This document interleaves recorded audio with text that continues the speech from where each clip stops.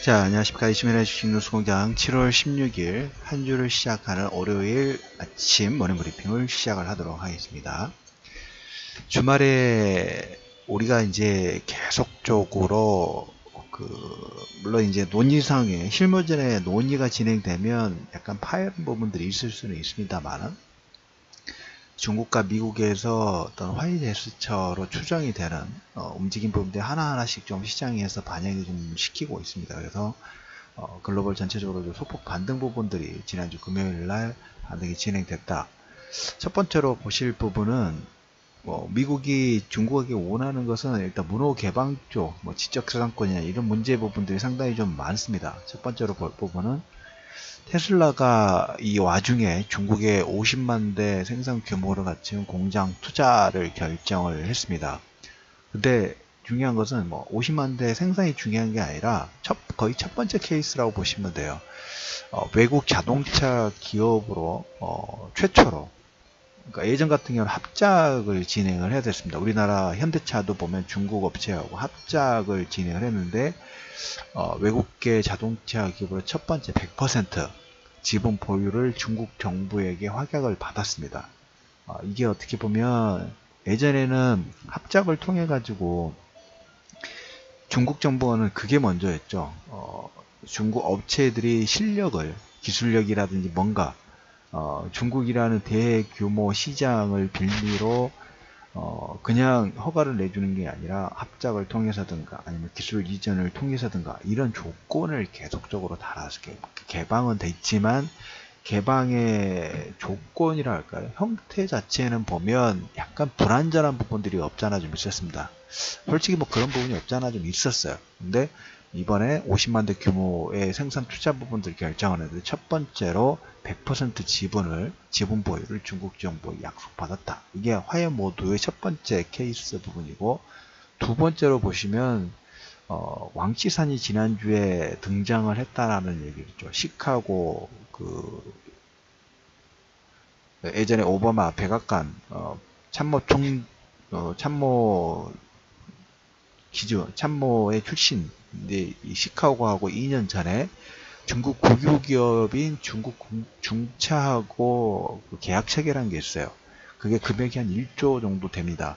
1조 원 규모의 열차 공급을 그대로 이행하기로 또 추가 확인 부분들을 좀 했습니다. 두 가지 흐름 부분들이 좀 나오고, JT는 지난번에 말씀을 좀 드렸던 것처럼 3개월 만에 해제 부분들이 좀 됐어요. 14억 벌금 애탁급 부분을 완납을 하고 3개월 만에 제재 해제가 되면서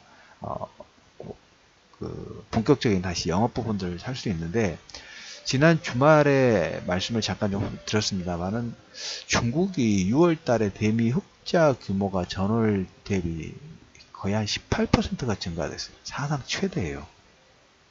이 의미 부분들은 일단 쓸 수 있는 카드가 그렇게 많지 않다라는 얘기를 드렸고, 지금 2천억 달러 정도 규모 부분에서 중국 서열 2위가 지금 고위급 회담의 어떤 중재자 역할 부분으로 나오기 시작했죠. 중국이 6월 대미 흑자 규모가 전월 대비 18%입니다. 이 의미는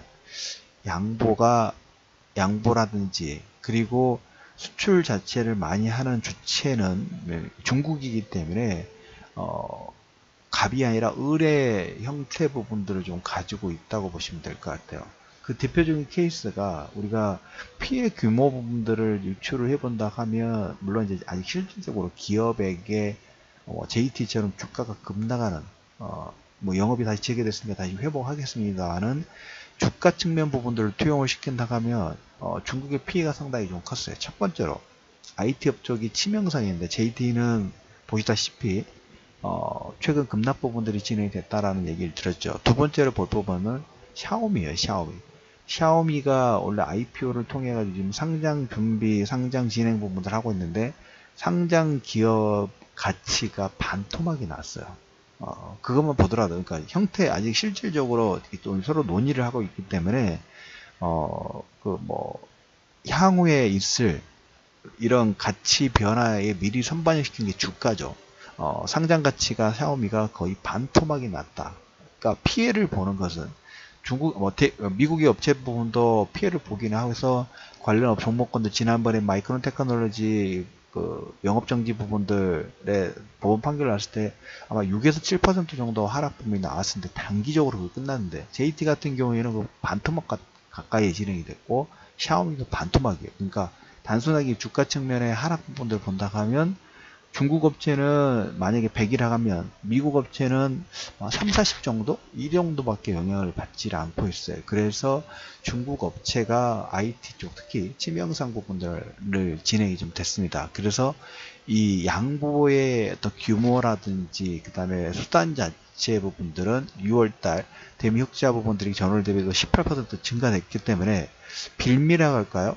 빌미 부분들이 이렇게 외부적으로는 중국 쪽이 좀 더 많이 오픈이 좀 되고 있다라는 얘기를 좀 들어보도록 하겠고, 유가 같은 경우에 소폭 반등 부분들이 나왔습니다. 노르웨이하고 이라크 쪽에서 파업 소식 부분들이 있어서 공급 차질에 대한 우려 부분들로 그 유가의 반등 부분들이 좀 나왔고, 미국 시장 같은 경우는 지난주 금요일 날 종목별로 따로따로 놀았어요. 금융주는 차익 매물 부분도 일부 좀 나왔고 지난주 좀 급등이 나왔기 때문에, 그리고 계속 지금 말씀을 드렸지만 7월 중순이다 보니까 미국 시장에서 가장 주목하고 있는 것은 실적이에요. 실적. 그래서 아마존의 네트워크 장비 진출 관련된 업종은 약세를 보이고 아마존 프라임데이가 얼마 남지 않았습니다. 그래서 이걸 두고 매출 증가 기대감이 유입되면서 기술주들은 실적 기대감이 유입되면서 반등 부분이 나왔고 종목군별로 차별화가 진행되면서 지난주 금요일 입장 종목군 반등 부분들이 좀 진행이 됐다라는 얘기를 드렸고, 미국의 연준의 반기 보고서가 의회에 제출이 됐습니다. 일단 반기 이제 이번 주 말씀을 드렸던 거 17, 18 파월 연준 의장의 하원 상원에서 연설 예정이 되어 있습니다만 기조 부분들 보면 낙관론을 유지를 하고 있다는 거예요. 유일한 리스크는 무역 갈등이에요. 우리가 지금 시장에서 올해 가장 점도표가 높다라는 얘기를 드렸어요. 그리고 내년, 내후년은 점도표의 우하향 부분들이 예상이 좀 되고 있기 때문에 올해 상반기가 어떻게 보면 금리 인상 가속도에 가장 민감할 수밖에 없는 3분기까지도 어떻게 보면 그 현상이 있을 것 같아요. FMC가 이번 달 말에 회의가 있는데 이 7월 달에 인상을 하느냐, 9월 달에 인상하느냐, 7월에 어떤 기조, 계속적으로 FMC 그 반기 보고서 의회 제출 부분들 보면 고용 시장이 일단 계속 우상해요. 그러니까 경기에 대한 낙관론 부분들은 계속 ING가 되고 있기 때문에 이걸 연준이 속도 조절 부분들을 어떻게 하느냐. 그래서 이 인플레이션 자체의 타겟팅 부분들을 연준이 좀 하기 때문에 이걸 어떻게 시키느냐. 그걸 이제 금리 인상 속도 부분들로 본다고 그랬죠. 근데 유일하게 무역 갈등 관련된 부분들을 이번 주에 어떻게 코멘트를 하느냐 이거에 따라서 하반기에 금리 인상을 올해 처음에 얘기했던 4번 정도가 진행되느냐 3번으로 마무리되느냐 이 정도 추이 부분들 보시면 될 것 같아요. 그거에 따라서 신흥국의 뭐라 할까요?